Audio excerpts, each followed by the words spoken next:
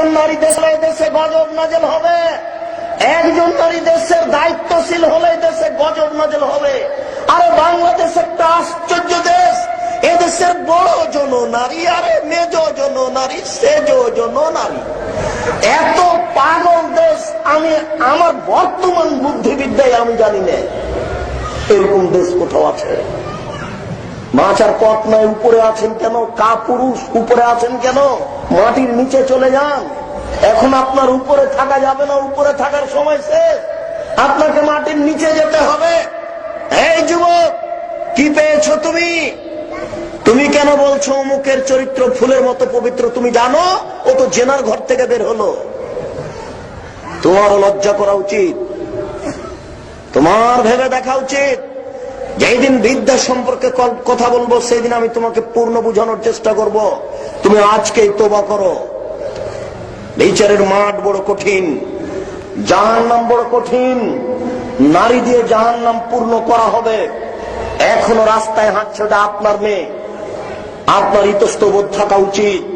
মনে কিছু নিয়ে না, আপনি আমার দিনী ভাই, আপনার লজ্জাবোধের দাবি রাখি, আপনার ইতস্তবোধের দাবি রাখি।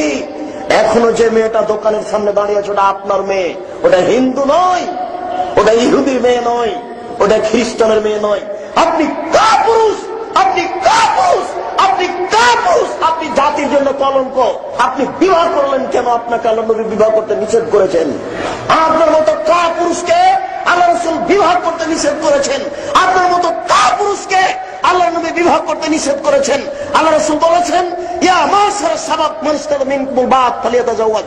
হে যুবক দল, যদি তোমাদের ক্ষমতা থাকে তাহলে বিবাহ করো। ক্ষমতা মানে পেশাবখানা থাকতে হবে, পায়খানা থাকতে হবে, গোসলখানা থাকতে হবে, বৈঠক থাকতে হবে, মোহর থাকতে হবে, ক্ষমতা থাকতে হবে। সাবধান, শাড়ি কিনতে হবে আমি কিনবো, তরকারি কিনতে হবে আমি কিনবো, আমি পুরুষ। যেদিকে চোখ ঘুরাবেন সেদিকে স্ত্রী ঘুরবে, এর নাম সংসার। আপনি না পারলে আল্লাহ রাসূল বলছেন যে তুমি যদি না পারো তোমাকে রোজা রাখতে হবে। রোজাই হচ্ছে যৌবনকে ঠেকে রাখার মাধ্যম।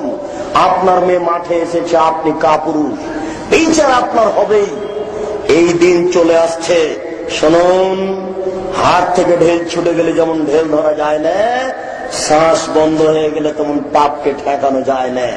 হাত থেকে ঢেল ছুটে গেলে যেমন ঢেল ধরা যায় না, শ্বাস বন্ধ হয়ে গেলে তেমন পাপকে ঠেকানো যায় না। রাজশাহী চাঁপায় নবপুজোর ভাষায় পাপ কারো বাপ নয়। পাপ আপনার সহযোগিতা করবে না। আল্লাহ রাসূল বলেছেন 3 শ্রেণীর মানুষ